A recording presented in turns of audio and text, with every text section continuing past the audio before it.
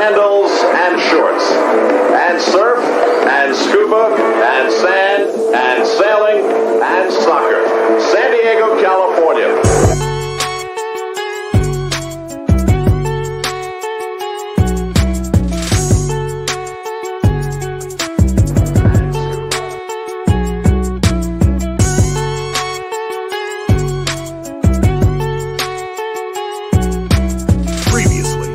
Two balls and a mic.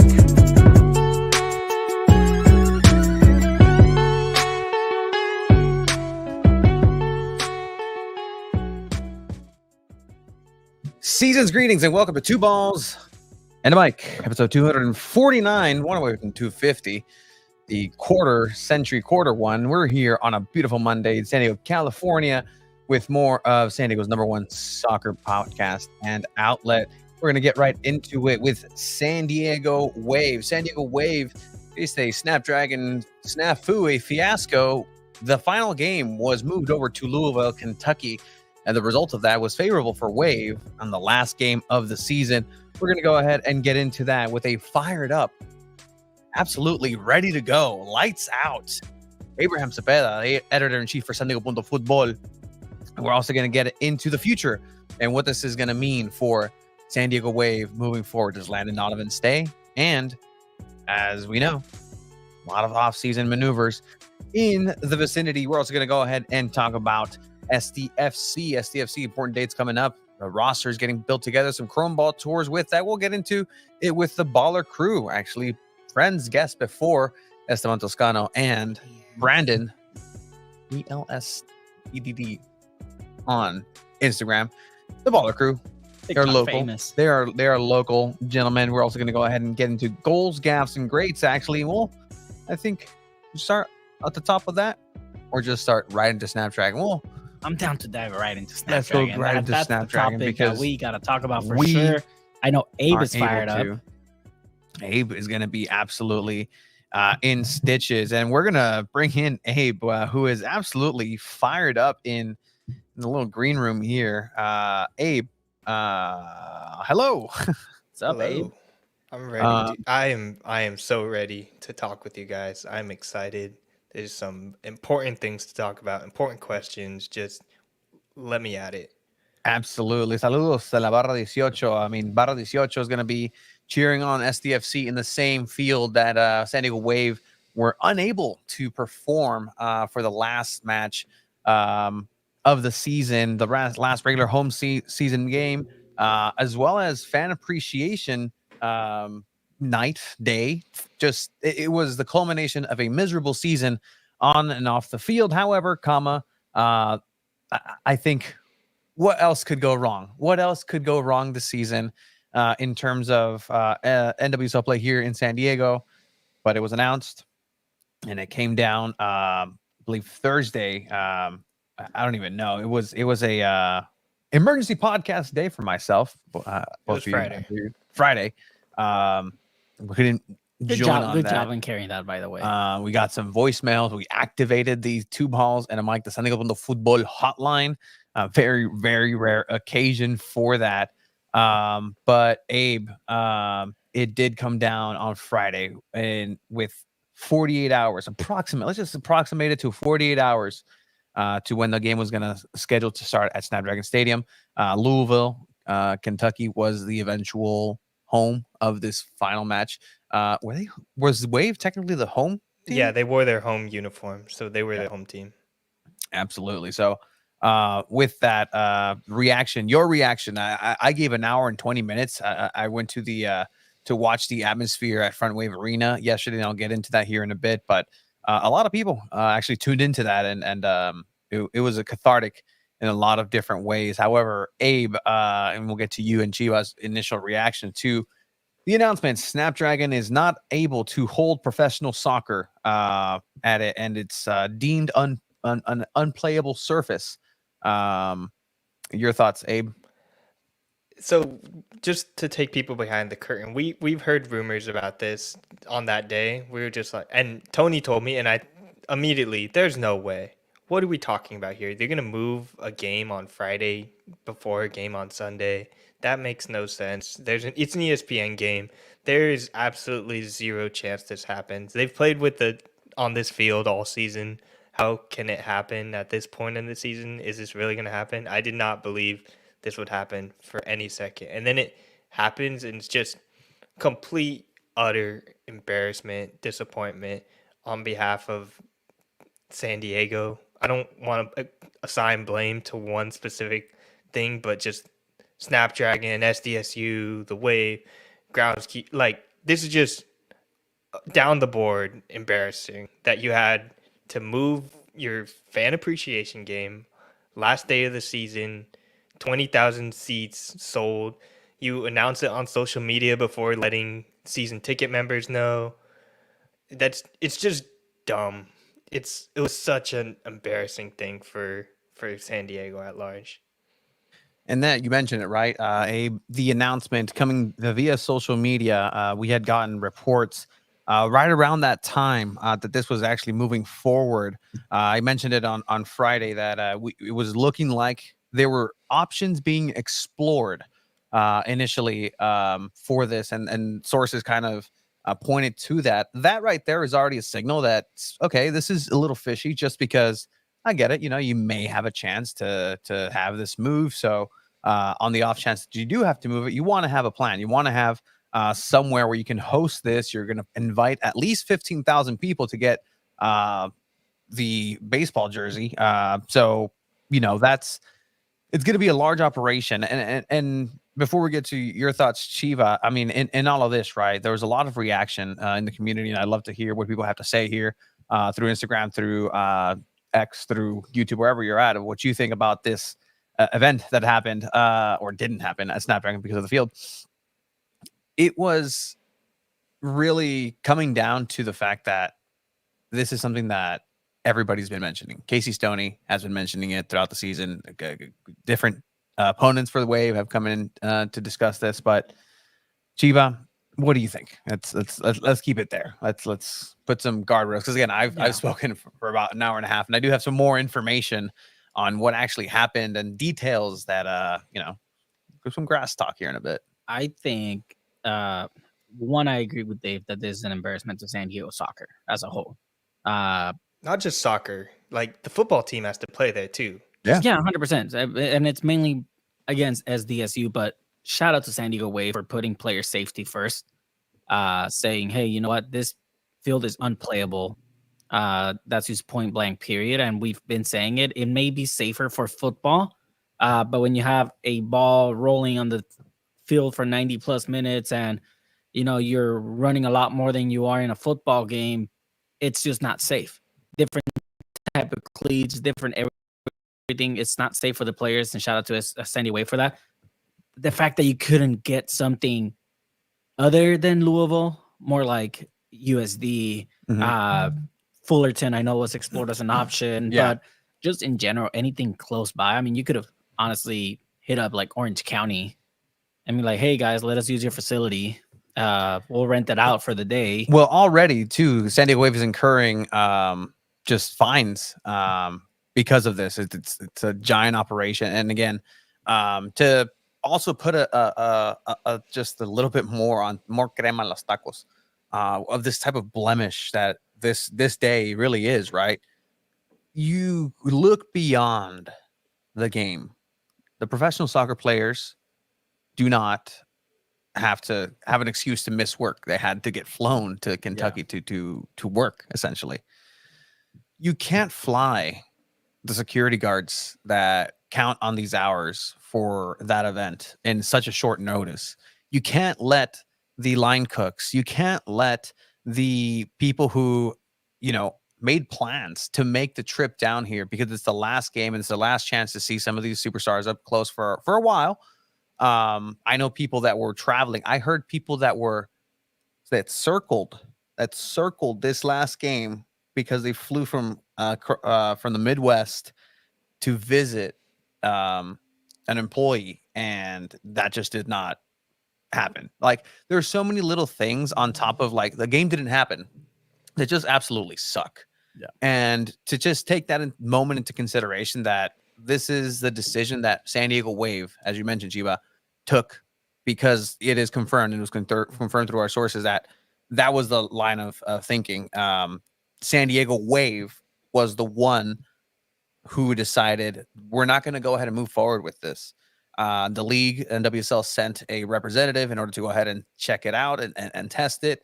On the side, just I was privy to some information and some footage actually of what it looked like on the pitch. And just to give you an idea, it's looking like an absolute beach, sandy beach, wherever you want to look at it. But specifically in the 6-yard box, the small box inside of the big box or the keeper, there's a video evidence that was put in that a finger, a regular sized human being finger, went into the ground about a good 3 inches. Maybe it's a little bit of an exaggeration, but between 2 to 3 inches of depth of sand.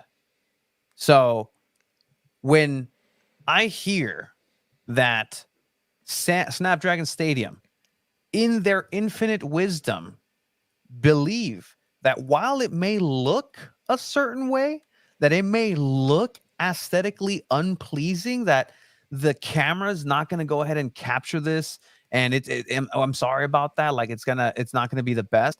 But again, here is the statement from Snapdragon themselves. We are disappointed with the National Women's Soccer League's decision to move Sunday's match from Snapdragon Stadium. You're allowed to be disappointed, period. Got it. Now, why are you disappointed? Although we recognize that the aesthetics of the field do not meet our desired expectations, cool. At least they admit that the field's been looking like shit the whole year. Absolutely like crap. And again, we have context as well. We know the people who are working hard on this, whose day job it is to get to this, but at the end of the day, it is what it is. Aesthetically, visually, it's not good. I'm sorry, they're not working hard enough. No, I'm sorry. And I I know we've had you on the podcast before, and I know. Well, it's not him. You're talking about one person. Just in general, Like, whatever. Like the field looks like crap. 100%. Like, and if the field looks like crap, that means people are not doing the job correctly. And at this point, if you're Snapdragon or whatever, you're looking to hire new people, or or SDSU is looking for something different. I don't know what they need to do, but to have this field look like this and not have it be safe for soccer, when there's Tom Penn, CEO of SDFC, calling it a soccer-specific stadium, that is an outright joke.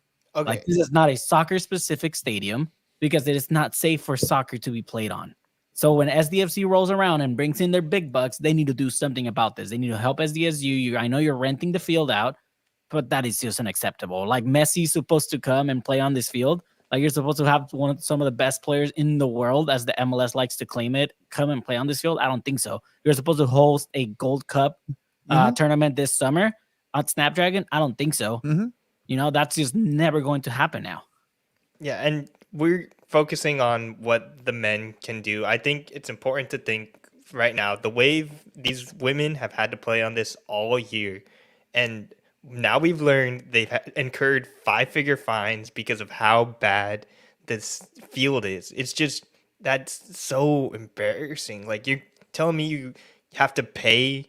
You're probably not even making money because how many fines they had to pay, how much revenue they're losing from moving this game.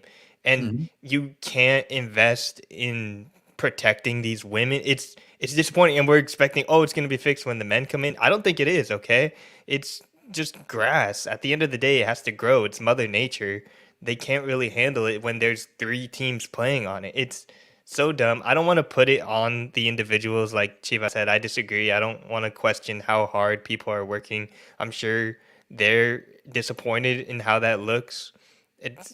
And if San Diego Wave really cared, they would have been saying stuff about this earlier. We've been hearing this from other coaches. Landon Donovan said it once when we asked him after a Medica game, and he said, "Yeah, hopefully we can change the pitch," and that's because they can't deny it at this point. Like, somebody should have done something earlier. It took the last game of the season. Like, that's insane. I do know that this being the last game of the season, it was kind of like a last straw, last ditch effort in order to get something to be noticed and be done. Then they're going to change to turf, and let me tell you right At now, this turf point, is that's safer. it's safer. You can play. At You this can point, that is not even safer for safer. sure. Like you can play. Like you can have a game on the Snapdragon Stadium. Official response to this happening and being moved. Again, on Sunday, they are confident in the readiness to play a match on Sunday in safe conditions. Several factors, including high demand for field use You did and that to weather yourself. have affected the turf. But we are dedicated to investing resources, specialized expertise, and advanced technology to address these challenges going forward. All right, real quick there. If again, I am no grass expert. This is second. What they say? First, you're the journal. Hey, you're the First world problems. What do you? Secondhand experience. What are you trying yeah. to say? I'm the second line of information, right? But essentially, the grass that is placed in Snapdragon Stadium is not the same type of grass that was laid in for last year's Snapdragon. It's the same grass that was on last year that they currently utilize at Petco Park, and it's the same grass that it's used at USD. From what my understanding, it's called Bermuda grass. Again, take this with a grain of grass.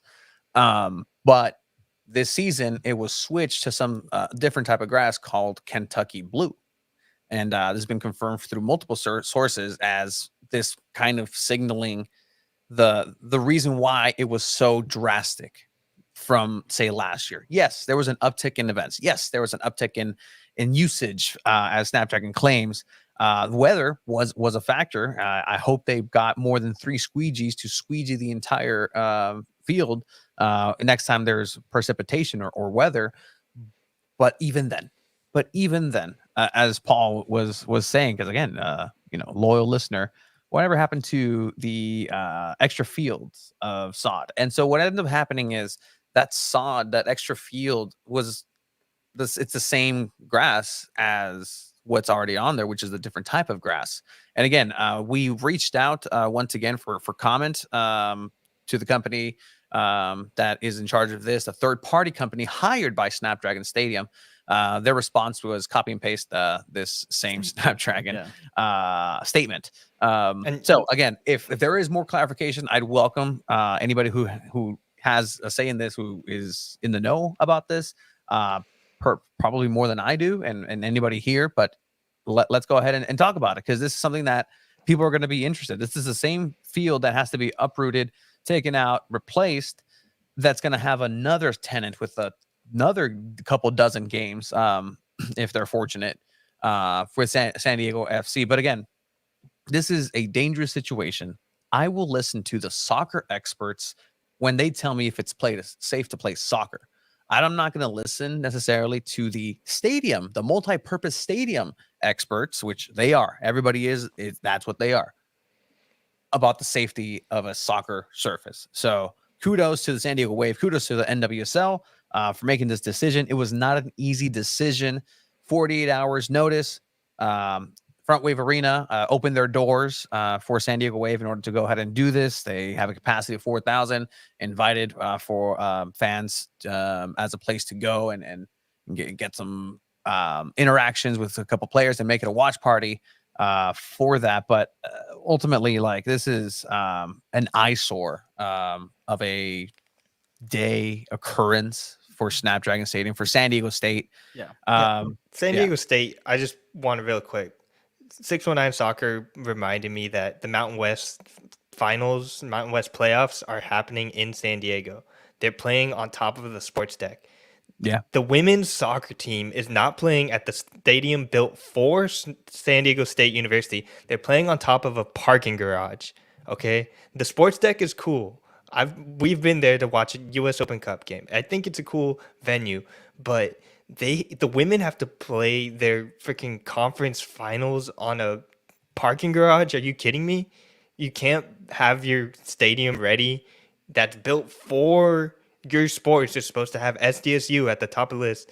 you can't have your men's and women's soccer player other than one game play at Snapdragon Stadium. That's embarrassing for SDSU. And SDSU says all the time, okay, it's the third party handling it. There was the whole story about that the Voice of San Diego did on the vendors and the fake charity with Chula Vista Fast Pitch.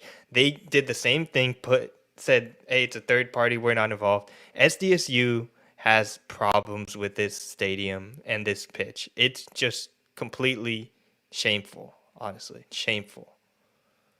And I mean, what does this mean moving forward, right, for San Diego Wave? I mean, if you are already having these issues now, does this maybe make you think, hey, new ownership, how about we start looking into building our own little soccer facility elsewhere in San Diego, a 10,000, 20,000 stadium of soccer facility, right? Or, Well, hey, SDFC, let's partner up and build a 30,000 seat stadium together and do it somewhere where we can just build it. Obviously, it's going to take a while. You can build a stadium in 2 to 3 years.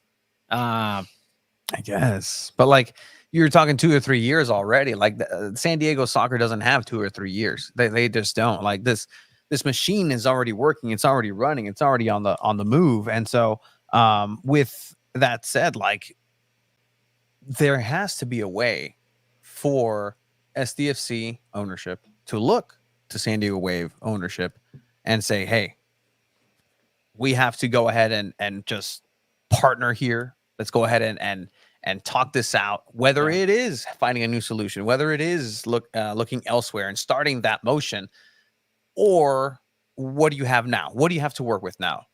Hey, you know what? San Diego State, charge us a little bit more, and that money just goes directly into a better I guess carpeting essentially, because again, I think about this is a room. This is a classroom essentially. At the end of the day, this is a classroom, and so it's on SDSU, but again, it's on the tenants to go ahead and make a hubbub about this because people are not happy. Yeah, that's the thing. The people online, the people who are going, the people who are attending these things, they're taking screenshots of FIFA of the generic Snapdragon Stadium that has football lines on it. Just It's hilarious. And you it's play and it's, EFC, you want to play as the Wave, you have to play at a football stadium. That's hilarious. 100%. And that's the reality moving forward. So on one side, and we'll get to San Diego Wave here, the actual game for just a quick touch. We wish we could talk about this game. I think we all agree. We wish because the game was great. It was a great game. It was the last game of the season. It was a meaningless game. You couldn't even play spoilers against Louisville because Bay FC had already won. It was 13th place or 10th place. That's what you were playing for. That's what you were playing for. And I mean, the team played good. They ended up winning this game despite having to travel to Louisville in less than 36-hour notice. I mean, Landon Donovan, we got to speak with him after the game. I think we were a little upset about that because we had media availability on Saturday for San Diego Wave. That had to get canceled because they were traveling to go to Louisville. So we didn't get a chance to get any conversations or quotes from the team beforehand, especially coming to the end of the season. So that was a little frustrating getting to talk to players. And we spoke to Jane Shaw and Landon Donovan post game. Landon did say things like this make you stronger. And he brought up a good point saying, he's played in CONCACAF for so long. We forget that this is also CONCACAF still. NWSL is part of CONCACAF. Being in this part of the region is being part of CONCACAF. And unfortunately, shit like this happens. San Diego Wave literally got CONCACAF in a way by Snapdragon Stadium. It's ridiculous. It's laughable. Landon also said, it's a fitting way to end the season. This season has been a roller coaster, more downs than ups. It's almost laughable that it ended in a way where you had to cancel your game, postpone it to go away because of the field condition. So I don't know. I mean, the game itself, yes, Wave won. They didn't end in last place. But I think now the conversation is, okay, what happens to the field moving forward? What happens with that partnership or renting out Snapdragon? And then what happens in the future of the team? Which players stay? Which players go? Does Landon stay? Landon has a new podcast that he announced with Tim Howard. That we know podcasts take a lot of your time. Yeah. Tony, I think you were confident after that post game press conference that Landon is going to stay. Is that still the case? I mean, confident is I don't necessarily would say like, oh yeah, he's se queda, he's staying. But I think what he said is, I told Jill Ellis that I'm going to take this team to the end of the season. The end of the season is here. They haven't discussed anything further. Lana did mention that after landing, there was going to be a couple of hours, couple of days, and then reassess. He seems to like it. He seems to really enjoy it. It's, just kind of hearsay through the locker room is that there's players who absolutely love having worked with Landon and what he has to bring. But the reality is that overall, like, the team suffered through Landon and his implementation of the play style that he is involved with. We were going back and forth with a friend here, Sarache Football, the three of us as well, just kind of comparing notes. And look, I think it's pretty obvious that a defensive-minded coach is going to bring a defensive-minded play style and bring the best out of some players. Then you realize that some players don't even need to be coached. Naomi Gurma, like, she could place her anywhere and she's going to figure it out. But on the offensive side, Casey Stoney was not necessarily, performing clearly to the standard that the brass was requiring of her. Then she got fired for reasons. Didn't think that was the best move. Paul Buckle came in, had a great time. Landon Donovan comes in, offensive-minded coach. The offense has new weapons, new toys, new looks, new style. The offense improves in terms of XGs, but I mean, it's a tale of two halves. Tale of every single tale that happened this season. Like, it was. Do you both still feel like it was a mistake to fire Casey Stoney now? Abe? At that point in the season, yes, it was a mistake. When you have a coach of that caliber, you can't switch it up after poor performances. It was like 14 or 15 matches into the season, too, which does say a lot. They were on that winless streak that was tough to watch, but I think you just, at that point, have to write it out, have to hope eventually the goals start coming, the offense start changing, or you hire an assistant coach that's offensive minded that can help a coach like Casey Stoney, who is so awesome on defense. And Landon Donovan, I think, really changed the play style. It was much more entertaining. Obviously, the results didn't come, but I enjoyed watching it more under Landon Donovan. Yeah, and so that's not to say that that's going to continue. Did mention that this last game seemed like the culmination of almost preseason, where it starts to click for his play style as he deemed it. So this last game was definitely what that was. It was congratulations on the first preseason for the 2025. The first game for preseason for the 2025 season. That was witnessed between Louisville and Wave. Impromptu match. Great if you're a Louisville fan. Terrible if you are a San Diego Wave fan. I caught up with Shannon McMillan as well, and just it's at the Front Wave Arena, and she said it. The audio isn't necessarily the best, but You weren't expecting to. She was not. I was not expecting. I was like, oh, okay, kind of opportunity. But essentially, she also reflected that it's not been the best type of season, but she's excited to know that moving forward, the class of the players coming together. Same thing that Jaden Shaw mentioned. Like, just everybody's already checked out into the next season. Preseason is going to start for San Diego Wave in January, and that's like beginning preseason. But ultimately, that's one of the things that at this point is positive, is that it's over. It's over. I guess, but this offseason, like, how do you attract a player or a striker? Alex Morgan retired. She was your number one striker. How are you going to attract a player to come to a stadium that you have to relocate and move your games? You can't even play at your own stadium. Like, how can you attract a striker to come play for that? Or questionable coach. You don't know who the coach is going to be, okay? It's just Jill Ellis, the leadership, Camille Ashton, wasn't involved in the decision to fire Casey Stoney, which, if she wasn't, that is also another dumb decision. Just Dumb decisions all the way on. You're leaving yourself in a horrible position when free agency finally starts in the NWSL. You have the chance to attract a bunch of players. You're not going to, and there's no draft anymore.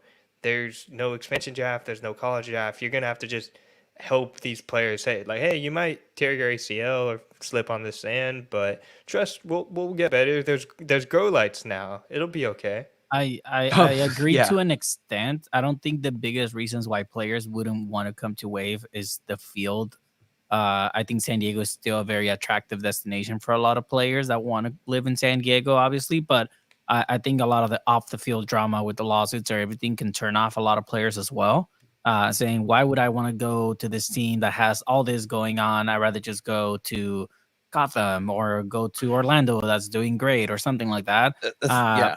I also want to point out a comment I saw earlier about the offense was going to get better with Cascarino arriving. I think with Landon Donovan, we saw a whole different Maria Sanchez as well. Mhm. And I think that's what the tactics of an attacking minded player like a coach like Landon Donovan.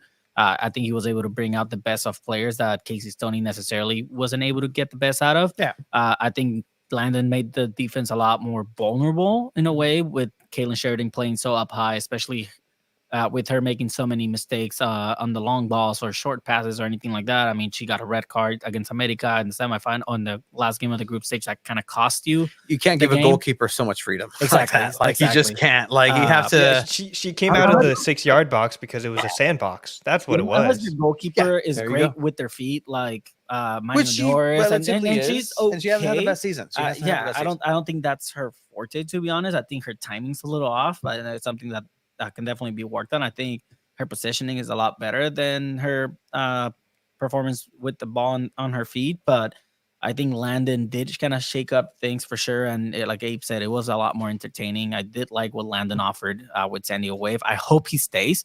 Yeah. If he stays, I am not mad at it. I think he can definitely bring this team to being a contender in a way. I mean, if all the players stay healthy, if you manage to bring a good amount of the players back, I think San Diego Wave has a solid roster, and you manage to convince a few players to join in. Even if it's not NWSL players, you can still bring talent from overseas. I mean, you brought in Cascarino, you brought in Pearl. I think that's definitely doable, and I think with Landon and that style, it can definitely work out. Chemistry, so I do hope he stays. Chemistry's being built up with Mel B. I found it interesting. Cascanio. After the post game, and Moore did ask Jana Shaw if she wants Landon to stay, and she said, we just literally finished our last game. She kind of like answered without answering the question. Yeah. And I thought that was a little kind of like, okay, like if you really vibe with the coach and you really like how everything would go, a more confident answer would be yes. I want Landon to stay. I'm happy with the way things are going. So that kind of turned me off a little bit, saying, no, I don't think maybe the players want Landon to stay. There are implications with Landon staying as well. And it's not just or whoever stays, whoever leaves. And again, two sides of this, right? Credit to the assistant coaching team for rolling with the punches. Like at the end of the day, like they stayed throughout. Like that was the team that stayed with the players, like whoever it was, Paul Buckle, Landon, like, hey, who are the players that I'm going to be managing? Well, it's this person, this person. Okay, I need them to do this. Okay, what? All right, let's put it together. Let's help out. And then, again, they were building the plane as it was flying, and it was already flying, but it went a downward trajectory, unfortunately. But if this does mean that Landon stays, does that mean that he gets a new assistant team altogether? His choice, somebody to play up to his strength. Does he know who he wants for that? Same thing if Landon's not there, right? It's whoever comes in. If in this global search for a new manager here, they're gonna want their input right now. Look at the other side of the table. SDFC, Mike Ibarras just got hired head coach. His role is to fill in those assistant positions. So, yeah, I think the issue is if you say, you know what, Landon, thank you, you can go now, and you bring in a new coach, and let's say you have a bad first 3 games, it's a disaster. Okay. You can't have 4 coaches within a calendar year and none of them work out. That it would just be an even bigger hole. It's hard to imagine like a deeper hole that the Wave could be in, but if you hire the wrong coach, you're just completely taking yourself out. When under Landon Donovan, you know at least, hey, we're in 10th place. You get a full year. Maybe you can get them into the playoffs. They're going to be better on offense. So at least just from continuity's sake, I think you kind of have to stay with Donovan. Like, you don't hire a coach that brings that kind of dramatic shift in style unless you expect them to build it out over a long period of time. That's part of the reason why. And he's also just in San Diego. Maybe that's what it was. At the Jill end of the Ellis was day- just looking globally on the globe, Mhm. and Landon was like, "Hey, actually, I'll take it if you want." And she's like, "Okay." It's Yeah, crazy. you got to look at results too, and Landon didn't bring the best results either. Uh, Welcome to the world of soccer, Abe, where teams make mistakes and fire managers and hire managers. We see it with the Selección Mexicana all the time, where they get rid of a coach, they get a new one. We see it with the best teams or biggest clubs in the world that just are absolute trash, like Manchester United now, getting rid of coaches, bringing someone in. The problem at one point for a club comes from the root of it all, and then from Joe Ellis down, like there's bigger issues than it comes to just the field. A lot of that stuff ends up playing a role. Uh, we don't know what goes on behind the scenes, and we try our best to get that info for you all. But I think the problem with Wave right now is really just more outside the field issues that are affecting the players in a way. And the players are not going to come out and say, "Oh yeah, all this lawsuit stuff is definitely getting in the way of me wanting to perform out of my best." Yes, they're doing their job. They're going to be professionals and they're going to answer in the best way they can. But all that stuff does matter. All that stuff definitely impacts a club, whether you want to admit it or not. So until all that is figured out, I think San Diego Wave is definitely going to have some troubles. Yes, I completely agree. And next season, I think they make the playoffs. I'll say it right now. They'll make the playoffs. Top 8 teams. You're adding Boston. Yeah, how did we get that Wave baseball jersey giveaway? It's a nice shirt. Yeah. You were there. Yeah. As media. Someone gave you that? Yeah. It was a media gift. It wasn't. How'd you There's get just, it? You bought it? I have connections. Oh, sources. The boy has sources Yeah. and connections, Abe. I mean, you want it, Jeremy? I'll get you. Ooh. I'm pretty sure that they had 15,000 of them that, Front Wave only holds 4,000. So there's 11,000 of those out there. Keep an eye on your local Goodwills. Yeah, You might exactly. end up seeing those there. Yeah, exactly. David knows. Yeah, media don't get giveaways. 100%. But at the end of the day, this has been an absolute just calamity. Yes. I want to talk about Jaden Shaw real quick. Can I talk about Jaden Shaw? Jaden Yeah. Shaw Talk about spent Jaden 2 Shaw. weeks with the U.S. women's national You're team. Jaden Shaw's biggest op, by the way. Jaden Shaw hates me. She Yeah, she has does. beef with me. She Yeah. called me out one time in a press conference.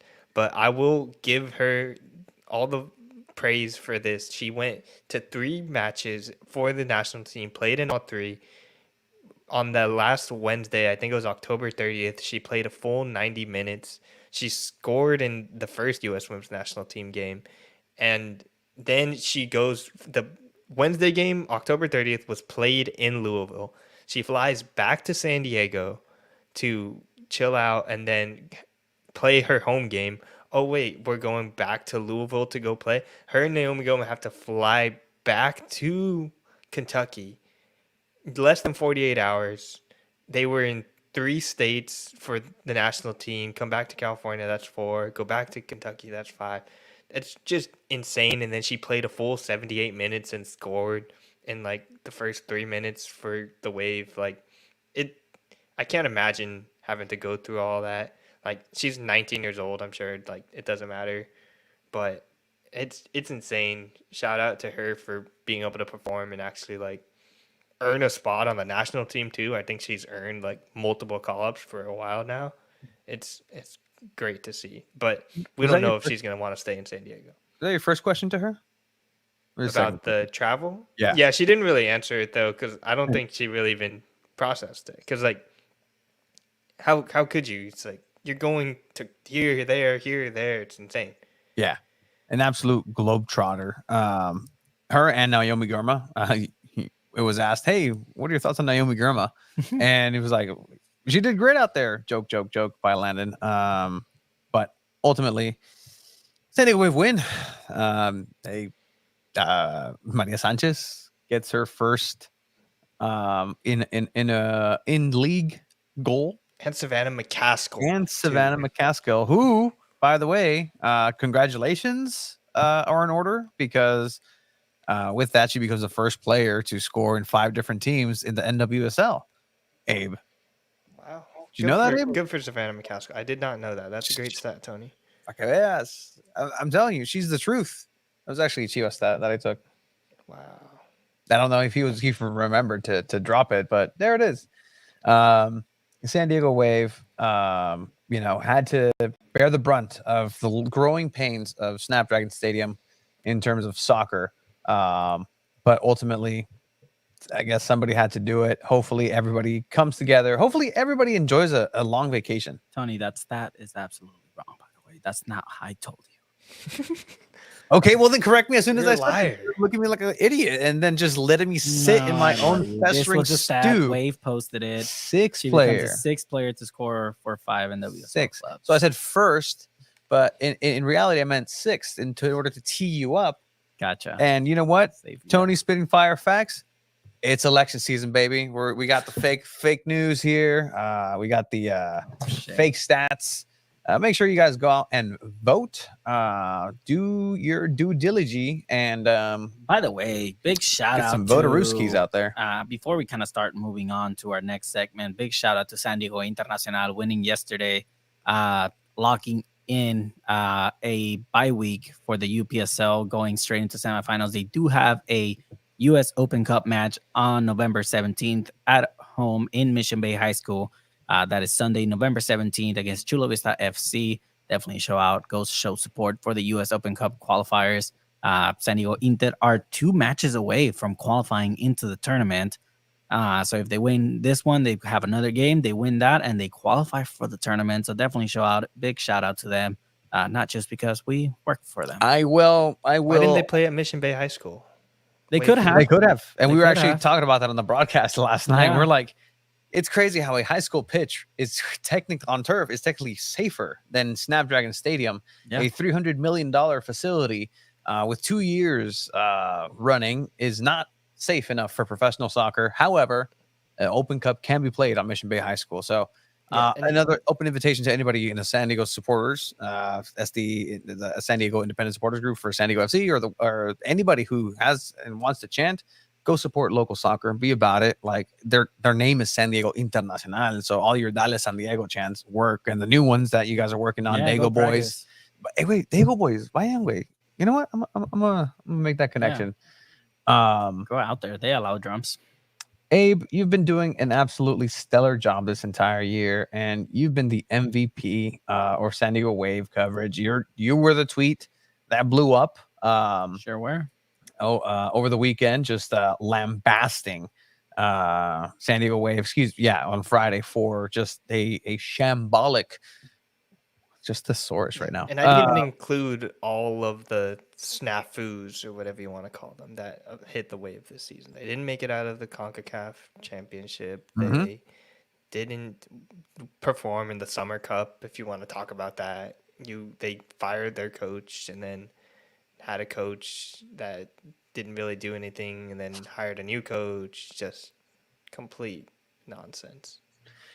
That first comment I'm going to address, give us the good news instead of complaining. Let's do some journalism and find solutions. Talk to grass stadiums and multi tenants. And what do they do? You know what? They should. This question should be a Snapdragon question. Like, well, I'm not going to go and talk to other grass stadiums or that's not my prerogative. I don't know what journalism. I don't want to go ahead and do that at all. Give me the good news. How about you give me the good? What good news is? The season is over. Like there is no good news here.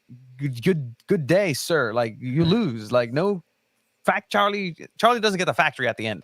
I'm sorry, he just doesn't. I get it when people are like, why are you always complaining? Like, what is this? This isn't journalism. We haven't complained that much about the field. We had the person on that works on the field, the groundskeeper, the head groundskeeper, and He even said the same talking point then. Oh, it looks worse, but actually it feels better. It's not that bad. I I think that's a lie at this point. It has been proven to be a lie. They had to move the game. It's completely just dumb. The Why worst are we case, talking about this? the All right, worst come case on. scenario has happened. Abe is getting his praises sang in the chat. Honestly, it's a privilege to have you here, Abe. People are actually wondering, are you gonna look into SDFC as we're gonna shift gears Cover here? SDFC? Yeah, and right, because Yeah, people like I will. what you have to say. Because again, Woo! you can check everything he does. Breaking news. Abe. Oh, let me. Se queda. Abe. Se queda. Se San Diego queda. Punto Fútbol. You can check out Abe's columns here, wave and tumultuous season. So many great adjectives used. It took me a while to find that word. That was chaotic, disastrous. It Yeah. felt too strong, just Yeah. tumultuous. You end up in 10th place. Mo- I thought they were going to be in 13th. I thought it would have. They had a chance at 14th before the other games. Bay FC ended up winning. Bay FC, Abby Dahlkemper in the playoffs. Shout out to Abby Dahlkemper. She left at the right time. She knew. She was just like, you know what? I don't want to play on this field anymore.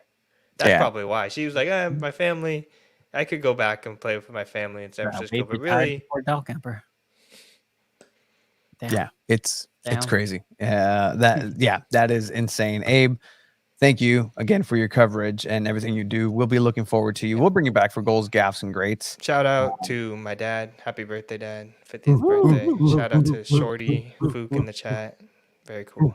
Let's Love you go. guys. Seriously, Wait, is that a your dad, powerhouse. Justin Emiliano Shorty? No, that's my homie. That's my homie. That's my homie. Is that one of your All poker right. homies? Dang. Yeah, we played poker before, actually. We'll see. We'll see if two balls in the All mic, right, Sunday with the Shorty. We football. see you, Shorty. Ugh, that's disgusting.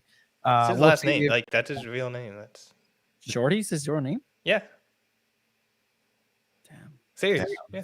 damn, You damn. guys are mean. Come on. I'm not saying anything. I That's didn't name cool. a human being Shorty. That was not me. We love you, All Shorty. right, we love you, Shorty. We love you, Abe. We'll put you away here. Have a good one. And this has been the final 2024 coverage. Actually, no, because we will come back next week. Because breaking news: San Diego Punto Fútbol has actually, with the hard work, has been included in voting for accolades for the league and the NWSL. We're going to actually go ahead and break down our thoughts about this once those results do come out. But I think that's a point to kind of highlight, is that great job. Thanks to the work Abe has done. And you know, sure, we tagged along. We have a say in end of the season.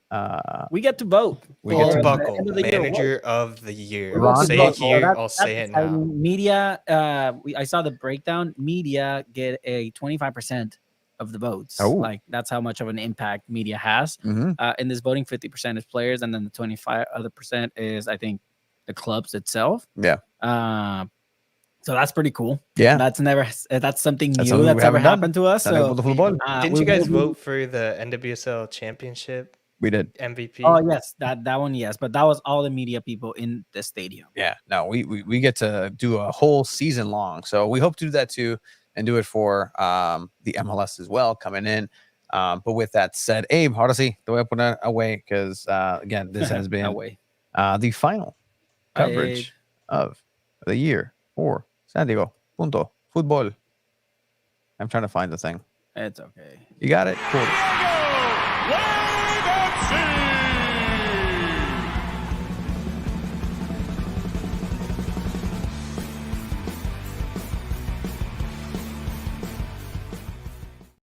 All right. Exciting things happening here in San Diego in soccer. And I'm actually going to, in a bit, when we introduce them, say, hey, how's it going?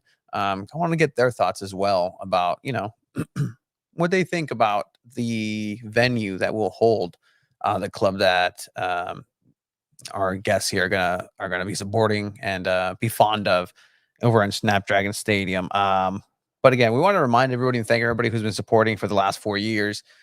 We do have some news as well as far as what is happening with San Diego Punto Fútbol. there is t-shirts that we're having on pre-sale.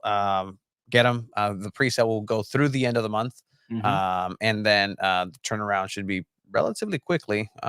Here you should we get should them be by receiving it Christmas. before Christmas. Before Christmas, it'll be a nice Christmas gift for anyone that loves soccer and supports us. Again, know that price is a little steep, but it does help us out in the long run. No, legitimately. Legitimately does help us out, and then we will be coming out with different Is that your friend, dude? merch. It's a sick In the haircut, future, bro. we'll be coming out with hats and different style of shirts as well. So definitely help us out if you can. If you can't, don't worry. We completely understand. And again, those of you who have placed orders already, we thank you so much for that. Big shout out to all of you. Absolutely. And so with that, we're going to go into our kind of split segment with El Zarape San Diego, where we talk to members of the community, but also into a little bit of a SDFC segment, because those two they're intertwined. Why? 100%. Because San Diego FC has been unable to say anything on terms of signing players as of recently or any actual play. But what they have been doing is being active in the community. The Chrome Ball Tour is coming to a close very soon, and it just happened in Coronado. But with that, we're going to get into our segment for SDFC / Zarape.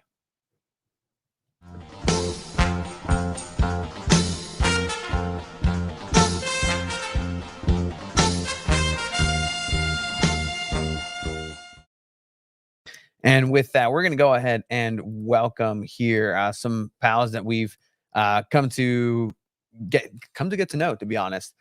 They have a platform that is actually pretty substantial here locally in San Diego. They actually just rebranded. They just rebranded, and let's hear a little bit from them. Where'd it go? I want to hear more about it.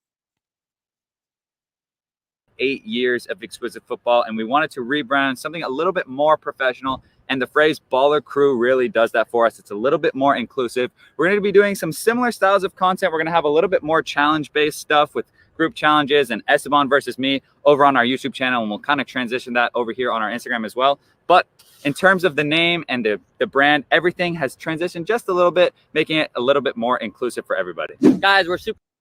And with that, we're going to hear from both of them. So we're going to go ahead and bring them on. We're going to bring on Esteban and Brandon. Esteban, is this way? Oh, no, I don't know if Esteban's here. Esteban's here. Yeah, he's in. All right. What's up, boys? How's it going? Yo. Hello. What's good? Esteban, I think your camera's not working. Oh, no. Guapo. Let me just see you. Here, we're going to put you away, and we're going to talk to the real deal here. Brandon, as a fellow goalkeeper, no, just start that boom right off. But we heard from you here, and let me see if have Esteban rejoin on his side of things. But welcome back. You know, obviously we've had the privilege of having you gentlemen on. You are now rebranding into BLRCRW, the Baller Crew. And so could you tell us a little bit more about this and what the experience has been so far in partnering with a lot of SDFC stuff and just living the dream? Like you guys are living the dream, dude. Yeah. Well, thank you guys. First off, first time ever on the podcast. So for me, this is awesome. Been watching you guys for a while. But yeah, Esteban and I started I started it like, I don't know, I think I was like 14, a YouTube channel, Exquisite Football, a long time ago. And Esteban hopped in. This is kind of how we met, Esteban and I. I was on JV, and Esteban would come to our practices because I was with his brother at our high school team. So we just started making videos there. But through time, we kind of thought Exquisite Football, you know, it's a great name. It's a little specific. I don't know if it's too specific on exactly what we want. So we kind of went a little more broad. We thought Baller Crew. I know 433 used to do something called Baller, but they kind of abandoned that. So we wanted to just jump on it. No one really has anything to do with this name anymore. I don't think his camera still works either. No. It's all good. We know what it looks like here. We can get visuals as well, which is A-okay. That was two. Can you guys hear me? Oh We yeah, can we hear can you. hear. Totally fine. Okay. Yeah, so essentially, No, we- the page, it does our old page. We used to do like reviews. We used to do a bunch of stuff. This is a more kind of group challenge type stuff. So like this one you see here, like it's a lot of group soccer challenges. We'll do a lot of versus stuff. So our YouTube does a lot of like Esteban versus me, or that picture there was me versus a striker at SDSU. So we have a lot of soccer based fun like group style challenges rather than wow, I can't speak. Individualistic style stuff, because we want to get more inclusive and in that sense. So kind of just around the beautiful game, having fun with it, as you can see there. Yeah. So And honestly, it's awesome. I know there's a lot of creators in San Diego, but no one's really doing exactly what you guys are doing. I know you guys did that video with Gato Goalkeeper, who is very active at the East Lake Soccer League, just kind of posting his content as well and his highlights. But Esteban, I mean, what was it like just the whole rebrand for everything? I know, Tony, we rebranded earlier this year, so we kind of know what it feels like. But what was it like for you, Esteban, just getting that rebrand started? Yeah, rebranded. We've been talking about it for like a lot of months now. And we just wanted something new, something fresh, something more professional. I mean, Exquisite Football was, yeah, it had a good ring to it, but we just wanted something different, something that is not just like local but global. Like Dude Perfect, F2, like it just rolls off the tongue, and Baller Crew does that for us. And yeah, we're excited about it, and the monograms and the logos that we got were really cool. So we're really excited about it. But yeah. No, and again, like you guys are the ones that are really, pioneering this here locally in San Diego, as we mentioned. Like you guys, are getting out there, and the fact with being the only ones who are doing it at such a level, which again, I will mention, there was a video at some point where a slightly heavier, ever so slightly, Dog, Tony, you were awful on that video. That's why it never made it. don't talk to my teammate like that. Yeah, no, come on. Absolute shit show from me. I'm sorry, Brandon. I dragged you down on that. But guess what? Like, I'm down for some revenge. Let's get it. Let's get it. And he lost really he lost over 100 pounds. That was The real reason why that video never came out is because I don't know. I don't want to blame anyone. It was probably me. But the tripod, the video looks like that. Like it's just slanted, and it's. I mean, I would totally upload it. I had some good goals in there, but it just we got to put out a good product, and it was just totally messed up. So we can set that up. Yeah, no, you were so heavy that you stumping on the ground tilted the tripod. No, that's exactly what happened. To just give you some insight though of like what a level 10 like fat ass I was that day. It was a breakfast of, man, like I'm pretty hungover. I need some birria in my life, and like I went and got an orden of birria. For those of you who are not in the know, that's like 3 days worth of calories in a soup. And then I went to do that. So that was not the brightest of things for me to do. Yeah. Either way, I absolutely suck, but I need to run that back at some point. But gentlemen, I believe you are also ambassadors for San Diego FC. Embajadores. Correct? How is that going for you all? I know you were out at the Chrome Ball Tour in Coronado. What's that experience been like for the both of you so far? Brandon, you can start right now. Oh, okay. Yeah, it's pretty. I've just been first besides the ambassador program. I mean, my entire life, I've wanted us to have like the top league, top team. Like this is just what we strive for. With Soccer City, with the Fall of the Loyal, like I've just wanted an MLS team my whole life, and this is it. Like actually, today I went with my parents. They did a season ticket tour at the stadium. So I was like 2 hours ago. I was at Snapdragon. So this is something that I've just been waiting for my whole life. And I do think the Chrome Ball Tour is probably one of the best ways that they can get into the community. And I like, they could have, it seems like it was kind of location based, how they like kind of came down the coast, but it's kind of been random. They started at the one where the 18 Threads is, they went to Santee, then they went up So I like how they've kind of been able to hit a bunch of certain different demographics. Now recently in Coronado, where Esteban and I have grown up, I think it's been really cool. At this last Chrome Ball Tour stop, they did a clinic with Right to Dream coaches, which is something that was not at any of the other ones before, with the one in Chula Vista getting, what was the Lucha Libre stuff, just like being able to do certain things. I wish for Coronado, that was great that we did something for the little kids, but like Lucha Libre for the Chula Vista thing, I would have loved if we did something at the beach, to get like our beach town vibe type of thing. And I don't know if it was like Encinitas. I wasn't at one of them, but I remember they were going to do like some beach soccer type stuff. So I think it's been really cool so far. But yeah, that's my thoughts on it, on the Chrome Ball Tour specifically. But Esteban, if you want to say any words on it. On the Chrome Ball Tour, no, it's been great. Same thing, like just different demographics, getting different demographics in San Diego, getting different sceneries. I mean, we're going to East County, mountain area, inland, and then like the coast, Encinitas, Salina Beach, Oceanside, Carlsbad, like all these coastal classic seaside towns, Coronado. Just getting different vibes and different people and different cultures and different everything, but it's still San Diego. So it's really cool to see that. And then for the ambassador group, it's just great representing as much as possible, whether that's collaborating with their socials or collaborating with supporters or anything like that. Just representing the city. Like, we've been waiting for this for years, and just to now that it's here, just to take as many opportunities and advantages as possible to create content and really what's the word I want to use? Really express ourselves and really show our city. Our love and passion for the city is really important. So that's kind of what the ambassador program is there for. But yeah, no, it's great. We love it.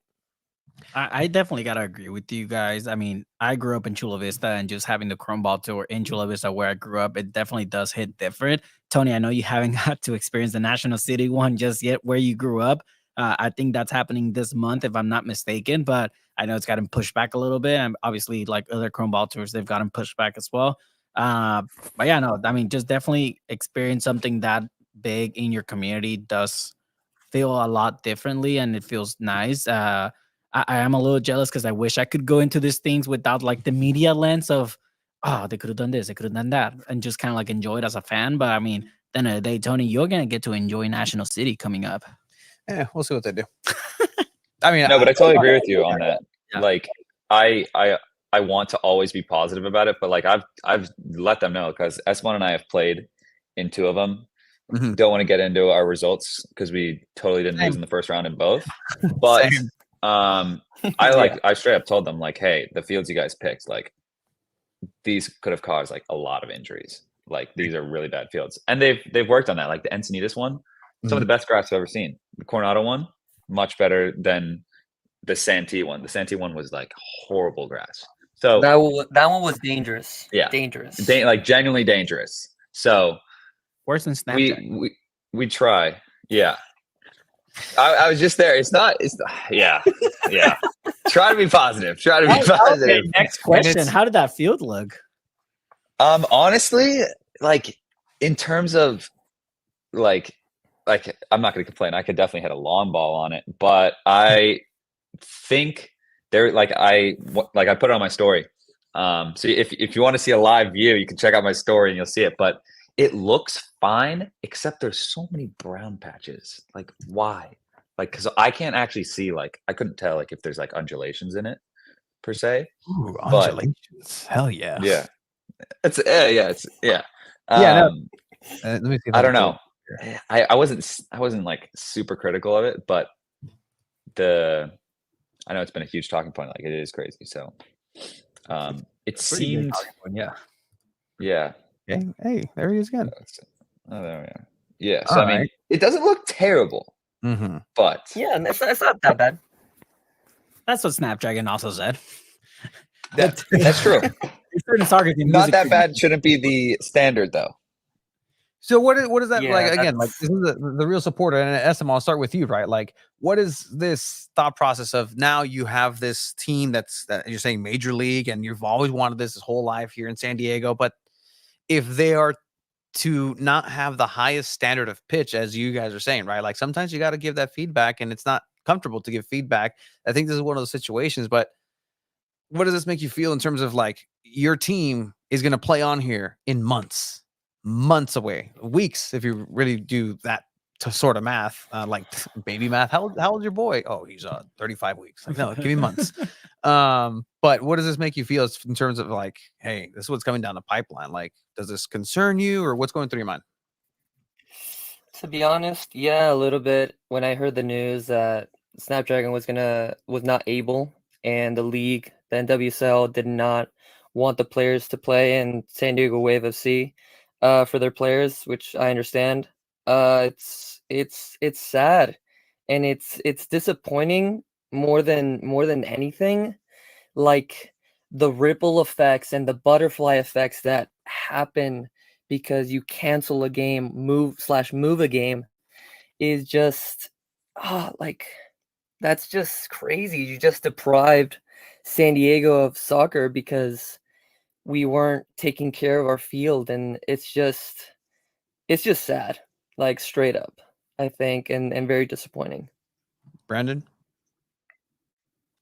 Yeah, I mean, the first thing I thought of when I saw that was San Diego FC hasn't even played there yet. Like, we're not even thinking about the fact that there's going to be another team playing on there. And sure, like the SDSU football team won't be, well, actually, I don't know the exact overlap on that, but there probably will be a time when, given San Diego FC is playing, there's going to be another team on that field. And it's just not something you want to think about. I mean, the worst thing, I think that personally, they handled it, not San Diego Wave, but like the league shouldn't have played there, because the worst thing you want is Chucky Lozano, first game, knock on wood right now, he gets injured because of our field. You like, why would we ever take that risk? So I think something's got to change in that sense, because this is something that is like the last thing you should worry about. We should not be worrying about the condition of our field. We should be worrying about how many fans we want to get in the stadium and how good our team's going to play in our first game. We don't want to have to worry about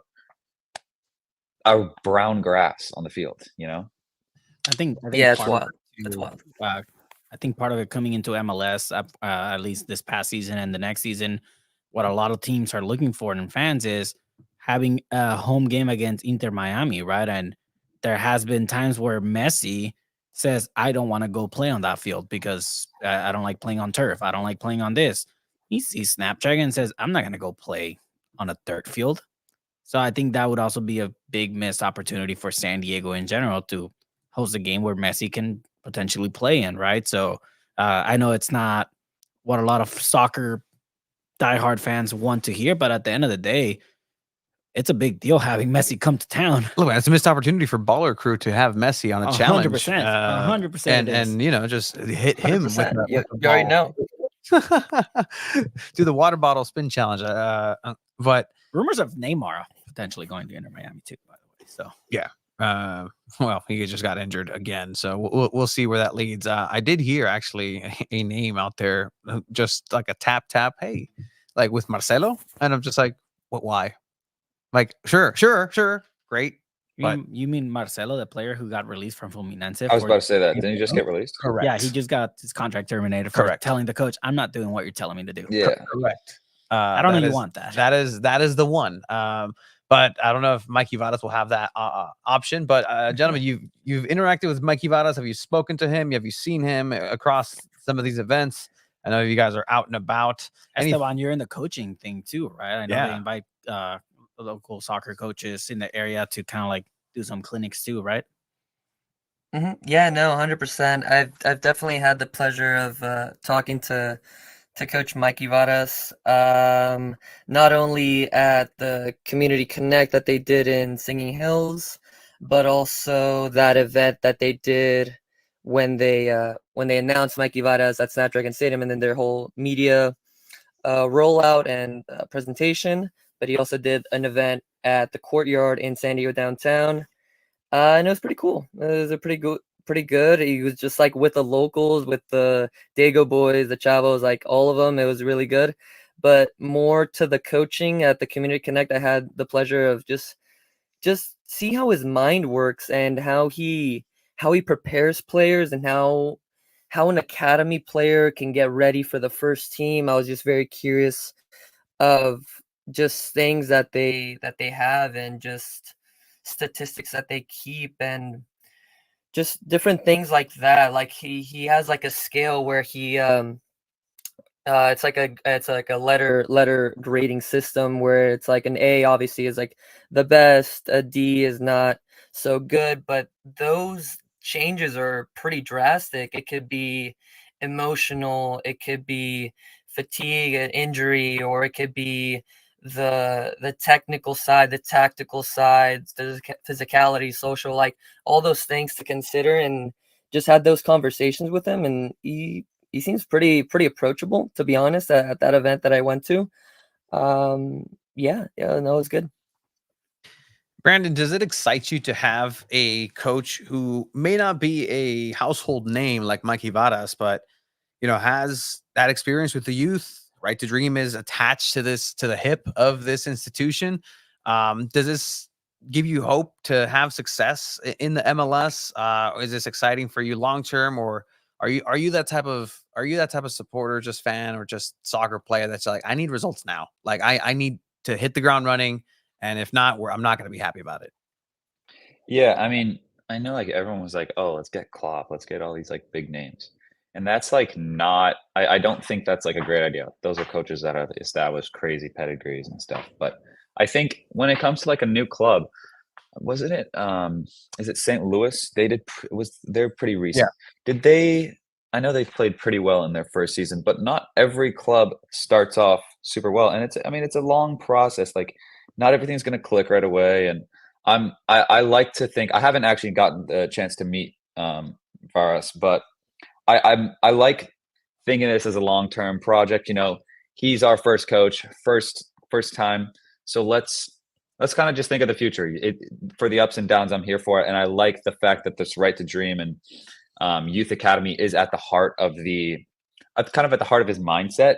So we have essentially nothing to lose in the first season. We're the first team. We can come out and we can do crazy numbers, or we can just start building for the future. So I'm kind of just like an open book in this sense. I'm not expecting like, oh, we need to come out and just smash teams. And I know that's a super unrealistic expectation that a lot of people have. Like, oh, we better play super good. Like, I think this is a long-term project. It's our first season as an MLS team. Like, let's just build for the future and just see where it takes us. All these teams in Europe, I was listening. It's more of an NFL thing, but Detroit Lions, like out of nowhere, they've been building it up, and now their team is killing it. So it's a long-term thing for me. It is definitely a long-term project, and it's a very ambitious project, whichever way you look at it. Look, man, you definitely don't want to be the Lions of the MLS. Well, not yet. Not 1 in 16 lines, or 1 in whatever that season was. But there is hope that this match will be a match made in heaven, with Mikey Varas, with Tyler Heaps, with the analytics side of things. And that's, we've reached out to the club, and we're waiting for that to happen. Hey, you guys should put some pressure, not you, Brandon, or Esteban, but just everybody who's watching and listening, that you want to hear Mikey Varas, because that's the questions that I would have. Like, how do you identify the modern football player? Because he's not looking at the modern football player now. He's creating the future football player. Like, he's looking at players and has the experience to look at players that are going to influence the way soccer looks like in the next 10 years. Right now, he can identify the talent. He can identify who he has and then build upon that. But ultimately, he has the experience to develop a player a certain way. And once he kind of goes in line with Right to Dream, it's going to be interesting to see how that marriage of the Right to Dream system and his philosophy in soccer kind of come together. But will he have enough time to do that? Like, if he comes out year 1, year 2, and people are calling for his job, he's on the hot seat, and that's just a reality of the sport, right? Again, look at Casey Stoney. Like you never thought that she was going to be gone over on Waves with such panache in the way that she went. But Brandon Esteban, to kind of bring it back here, right? What excites you more about San Diego FC and the players? More importantly, like obviously Chucky Lozano is a giant star, but who else are you interested in seeing from the six that are out there and are officially part of SDFC? I think someone that's gonna be a very key part of this team is gonna be Yepe Sverskov. He's a center defensive mid, so I feel like he's gonna get the ball a lot. So he's gonna set the tempo, and I just want to see. I just want to imagine a Martin on steroids, just like insane player, like that same like checking his shoulder every single time and just pinging balls like it's nothing. So I want to see Yepe just be that leader in the midfield, and obviously Chucky. Very excited. But yeah, more than the six that we have, I think Yepe and Chucky are very exciting. For me, it's probably not the most popular thing to say, but I'm excited to see how they get Duran involved.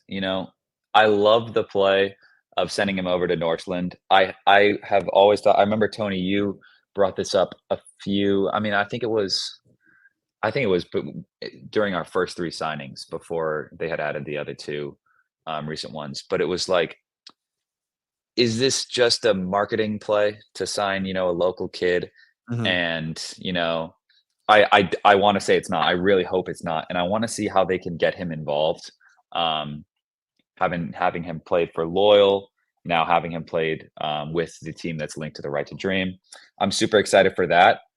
And other than Duran, obviously, I'm excited for Lozano. See how that works out. I remember Chiva was talking about he could be top 5 potential in MLS, player of the season in MLS. So I'm excited. And I'm very excited for the draft. I'm very excited to see what we get out of that. And maybe some local SDSU talent, per se, that we take, because we still have, essentially like 16, 17 weeks. And we have 6 players. So Yeah, exactly. And I know that's the big uptick where, the December 11th, the expansion draft is going to be happening. That's 5 picks from current NFL, MLS teams. 12 are protected. That's going to be December 11th. And I think we've already discussed this. I'm not sure if it's official out there, but this is going to take place in San Diego at Snapdragon Stadium. The College Showcase, December 11th through the 14th. That's happening also here locally. December 12th, the day after, is when free agency does open. Sources do say that at this point, those names have already kind of been identified. Once that light clicks and turns green, December 12th is that beginning stage of you're going to start seeing a lot of those roster spots being filled out. Due to obviously negotiation and windows, you can't approach a player during a certain time just yet, but just know that that's going to be an uptick. The Super Draft 2024 is going to be on December 20th. And then boom, January 25th, I believe January 13th is the first preseason, just anything event for SDFC. That's when they officially can start preseason. From what we heard, actually, from our friend show, Craig Elston, Andy Nelson, Mikey Vadas was on there. He said, yeah, don't expect to have a full squad at that first preseason day. Just don't expect that. It's not going to happen that way as it rolls. And that just happens anywhere, right? Where the preseason rolls in, you have a core of players that are going to start to getting to know each other, knowing each other's names, tendencies. But then you start adding as you go through preseason, and just once you start moving along with the games themselves, then you start fleshing out who that 11 is going to be. A lot of inflooding input from the Right to Dream Academy in Ghana, and obviously from Denmark. But that's just the plans are in place. It's just a matter of timing, and boom, and then you're going to get your full roster, Brandon, that you, along with the rest of San Diego, has been clamoring for. But Esteban, Brandon, we love having you on because again, you guys have a hand on the pulse of just what's out there in terms of the smart, intelligent soccer viewer and who is passionate about the game locally in San Diego. So as a fellow San Diegan, thank you guys for doing such a fantastic job in representing the city, representing Coronado, representing everybody in this area well. And I hope you guys continue with success. What can people expect coming out more in terms of Baller Crew and content that they'll see from there? Yeah, we are trying. We've started. So we've been doing a lot of on our YouTube. We do this thing called the Ultimate Shooting Challenge, where I take on a creator, a professional, a D1 athlete. I'm 1 and 2 in those now. But we just started one with Esteban called the Ultimate Goalkeeper Challenge, and Esteban started off 1-0, so that's pretty good. So we could see a few more of those. Little tidbit is that I'm actually 3-0, but we didn't like the way it ended, so we redid them both. But you guys can expect some more stuff like that. I had to put that in there, but yeah. Love that. And you can find that YouTube page. Let me share this and throw it up here. It's going to go ahead and be Baller Crew, BLR Crew on YouTube as well. Okay. I know that guy. Yes, sir. Both of Yes, them guys. sir. We just passed 10K on YouTube. Heck yeah, Hell yeah. guys. Hell yeah. You guys are Oh, yeah. doing big things. Continue it here in San Diego, lads. You guys are doing fantastic. And let me get that let me run that back. Redemption. Let's run that back. Let's run that back, Tony. We will. Let's It do was it. absolutely embarrassing. I hope that footage makes it out. If you guys don't need it, like I will I have it. work it. I will work it. Let me have it and I'll, All right. and I'll see what I can Oh, do. Tony's gonna cry how he looks. Um, Esteban, keep at it with the Grub Adventures as well. I love seeing that. Yes. Oh, thank you. Yes. Thank you. Yeah, absolutely. It's just a different type of content that I wanted to make. I sometimes I see kids just eating really bad, and like just getting to show them like actual like good food that tastes really really good is really important. And I'm a coach as well, so I give these tips to my players and where to eat after a game so that they're not eating just tenders and fries and what have you. But yeah, no, it's exciting. Go follow us for Ballers by Ballers. Join the crew. Join the crew. As I had Wingstop this past weekend.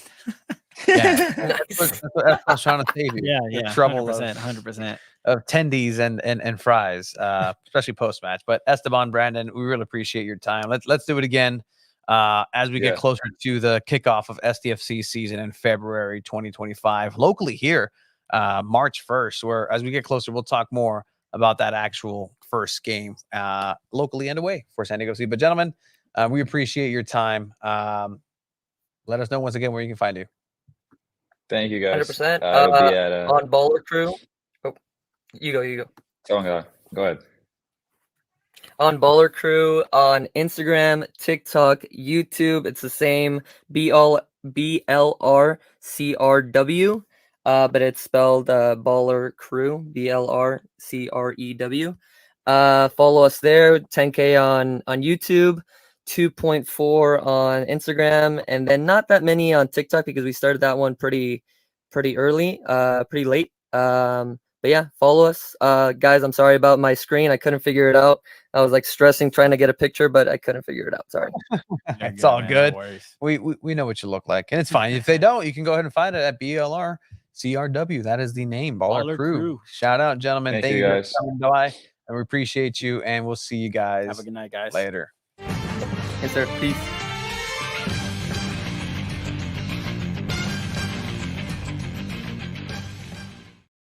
Bam. Bow, bow, bow, bow. Season's greetings to everybody who's They're great working guys. on again, like things that have been here Todos. before. Son los professional morros soccer. haciendo content bien chingón, la neta. Yeah, no, Like, they it's fucking do- dope. they Good do shit, guys. Great stuff. Let's bring 8-Bag. Nah. Let's bring 8-Bag for We our must. last segment of goals, gaffes, It's and hard to great. follow. They were great. They had like so many measured takes about SDFC. Like honestly, SDFC 100%. should listen to how they like build up their team because the way like some of the coaches, obviously you're gonna hype up your team, but I think Brandon said it really well. Just like, hey, you know what? This is a building thing. Like, if you really want to build a project, that's kind of what you got to do. You got to not worry so much about year one. Yeah, no, it is coming out though, and like that information is kind of out there as far as how the roster is going to be filled out for SDFC through the draft, the expansion draft, and free agency. There is a big splash. I don't know if it's going to be a big splash in comparison to Chucky Lozano. I don't think we're going to see another event like that, which is a massive undertaking in general for a big signing, granted. But there's still one fish out there for STFC that they're looking at to make a big splash for. So just be on the lookout for that. Another DP signing at the end of November, beginnings of December is what I'm hearing for that. So let's see how that develops. Neymar, that'd be interesting. Ramos, that's still out there. Marcelo now. Kevin De Bruyne. I've been asked more about Memo Ochoa than I have about the team in general. Memo Ochoa you want to see be the gaff. You want to see where Memo Ochoa is? Memo Ochoa, we're gonna hold on. We're gonna go ahead and get started with our goals, gaffs, and great segment. Here we go. That always happens. Always happens. It's okay. It's okay. It's named Conan because this is the sound of Conan's YouTube intro for his early YouTube show. We're gonna start having honorable mentions in goals, gaffs, and greats. And the first honorable mention that we're gonna introduce is Don Memo Ochoa. Do you have it? That's did I send it? Well, yeah, you got to set me up for this. So if you're not familiar around here, Chiba, explain goals, gaffs, and greats. Yeah, what goals, gaffs, and greats is we get sent our way or we look out throughout the week. What is the goal of the week for us? What is the gaff of the week? Just kind of like pretty much the joke of the week. And then we also have our grade of the week where we highlight the great talent of the week, whether it's from San Diego, around the world. Anybody and anyone can definitely win this. I think Tony's had Joe Corona win goal of the game, goal of the week, and he had no idea what we were talking about. I am going to try to find it, Tony, but if you want to pull up our goal of the week, might as well pull up our goal of the week first. Let's start up with goals of the week, and this was actually a difficult one. You did get a couple of them sent. Shout out to Kickleball Pod that was in chat here, who is going to be here in San Diego. We're going to bring them on actually to explore what the college draft is going to be looking like and what San Diego FC should be looking into here when it comes to the college talent pool. They're keeping us in the loop, I'm not gonna lie, and keeping us on point with USD soccer as well. They have a fantastic program. Yeah, nice service. Hey, can you post the link for the shirt again? Yeah, I got you. We'll go ahead and do that here in a bit. Private chat. There it is. All right, where'd it go? So we actually had a goal decided. And then out of nowhere, this came up in talking about San Diego State and their fantastic facilities to play soccer on over on the sports deck. Unfortunately, not the $300 million stadium that they just shook down a couple of institutions for, but SDSU women, the women's team is actually doing very well, moving into the playoffs, and eventually winning this match here with what I think is a fantastic goal. We'll go ahead and start it off right here. Mentality of her, right? I mean, that's what she does. Trevithick with the right, searching it. Trevithick with her second goal of the game here, 15 minutes into the game. SDSU goes to win this one 3-1. This is just an absolute banger, just cutting in with the back heel and then just curling it on the top right. I mean, anything the goalkeeper could have done. I always like to ask you if the goalkeeper could do in any goal or what they could do. Is there anything, Tony, here? be taller. Yeah, be taller. I mean, right, I think the positioning's a little off. like right there, she's already made the cut, and there's still 1, 2, 3, 4, 5 players in black for UNLV that have not realized that they're going the wrong way. Like she's already setting up for the next move before she adjusts. Boom, she adjusts. Everybody's like, "What? What's going on here?" Too late. Brujeria. Great shot from outside. That's again, if I'm a goalkeeper, you just do that out of courtesy for a fantastic shot. Like that's not for you. You could have just stayed there. You could have just stayed there and not moved. It would have been the same thing. You could have just, but you know what? Let's make the goal look better. Nothing. What a goal. It What just a great goal. it dips down. I think it was unreachable for the goalkeeper, no matter what. I mean, again, SDSU goes on to win this one 3-1. Playing in a pretty nice playable field. Sports deck. Yeah, I think they played the semifinals on Wednesday for the Mountain West Conference. So if you're in the college area and you want to watch a soccer team play on an actual playable surface, go check it out. Playable surface owned by SDSU, I guess. Well, but I mean, déjame todo mi té. We're gonna go ahead and move on with our great of the week. It is a shared great of the week. So a couple of individuals that participated in their own respective World Cups. We had the San Diego team representing Team USA in the ISFA Street World Cup in Riga, Latvia this weekend, making it all the way to the semifinals, tying the game with 10 seconds to go. Actually, it probably was 5 seconds to go, tying it 2-2, going into the 1v1 after the game, just the rules that the street tournament has, and unfortunately losing to the Netherlands in that 1v1. They ended up winning third place, I think, for the foul, if I'm not mistaken. By default, yes. By default. So they ended up winning the bronze third place in the ISFA Street World Cup. Big shout out to them. And then also winning third place in their Under 17 World Cup.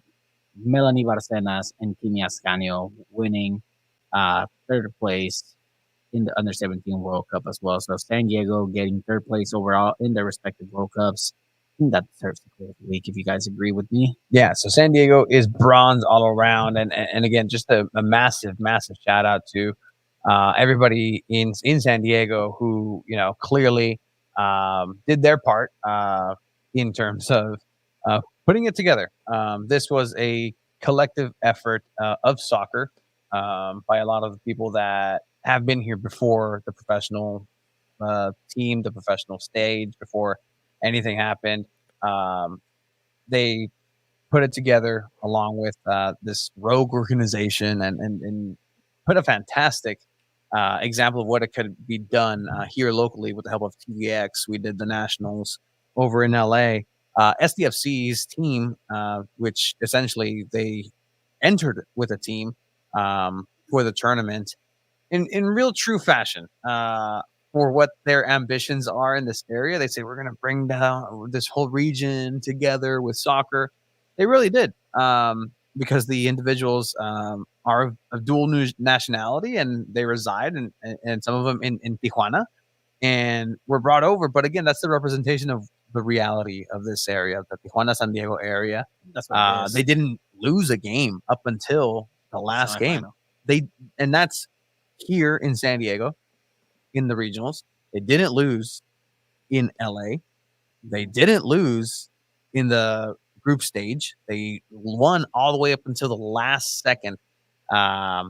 Literally a golden goal by the Netherlands, who ended up winning the World Cup. They were first place. So a lot to be proud from. Technically, did they lose or was it a draw and they advanced on the golden goal? Okay. It was technically a draw. So they're undefeated. That's awesome. So they are undefeated. They lost on the 1v1 in this case, but they did end up losing that game and they ended up getting third place. But I mean, big shout out to these guys from the Tijuana, San Diego area representing Team USA in Riga, Latvia. I know a lot of other people make the trip as well. So Big shout out to Paul Nathan, Naku, just making the trip, and Tony. Tony, everyone that is involved with street soccer here in San Diego. If you really think about it, San Diego is top 4, top 3 street soccer in the world. Yeah, that's what this represents, and that's what San Diego is. And I mean, to put San Diego's name in a global scale like this, at least with street soccer, that's just phenomenal work from you all. Shout out. So yeah, they are the greats of the week. San Diego, again, just bronze all around. And Kimi Ascanio and Melanie Barcenas. Barcenas killed it this World Cup, getting a couple goals as well. Same with Kimi Ascanio. And I mean, it wasn't enough to get to the final, but again, representing San Diego with San Diego Wave in this under-17 World Cup, and just getting that gold, getting that bronze means a lot as well. And it's just an experience. We've seen so many great talents on both the women's and the men's side in under-17 World Cups come out, and like Carlos Vela, Giovanni Dos Santos, like especially in the Mexican side. So I mean, this is just kind of like what the future can look like for San Diego Wave with these players as well. Yeah, and Jaden Rodriguez, I believe, San Diego Surf. As well. Yes, that's right. So shout out to her. A lot of local talent, soccer representing in San Diego across the soccer verse. Just to catch up here, it's a $300 million soccer specific stadium that they can't play soccer on. That is absolutely correct, but you can play soccer over on the sports deck. Sure can. Over there. So with that has been our final segment here of Gold. We do a gaff. Our gaff. Tony. Come on. Our gaff. Tony, you're the gaff, Tony. You're the gaff for that. You're the gaff. Wah, wah, wah. The gaff is no secret. It is Snapdragon for not having a field that is safe to play for a professional soccer game. That's just kind of like a gimme. Snapdragon, please do a better job at having the field up to the quality that it needs to be. Again, the season is over for San Diego Wave, so you have the whole off season to kind of get it back on track. And I don't know if football season is still going for college, but I mean, if they get to play on it, for sure. But I mean, do we all agree Snapdragon being the gaff of the week?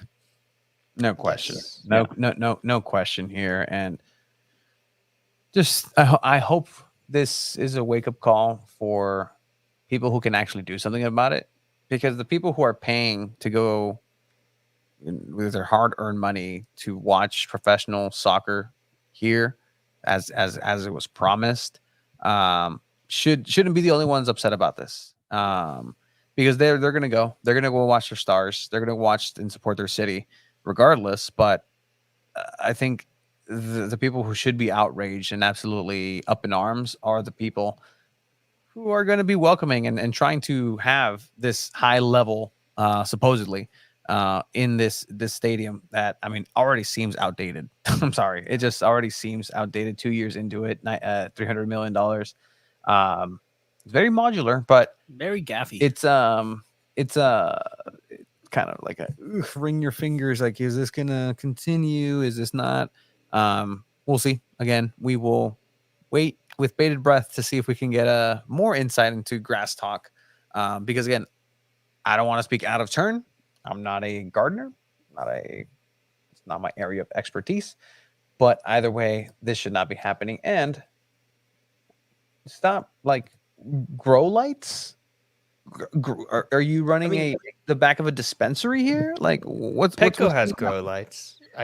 Our friend Bernie Wilson from the Associated Press always posts a picture from Petco when the game's over, and you can see where the grow lights are, where it's the specific affected areas. So that might help a little bit, but it's a huge field. It's not like they're just gonna change the LED lights into grow lights. That would be kind of funny if they just made the actual lights grow lights and it was just yellow, and you're just driving by on the freeway and you look and it's like, why is it yellow?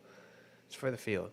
Yeah, it needs a UV temperature to be turned up. But yeah, no, that's the absolute gaff of the week is Snapdragon Stadium. Honorable mention, we were talking about you found it. Ochoa.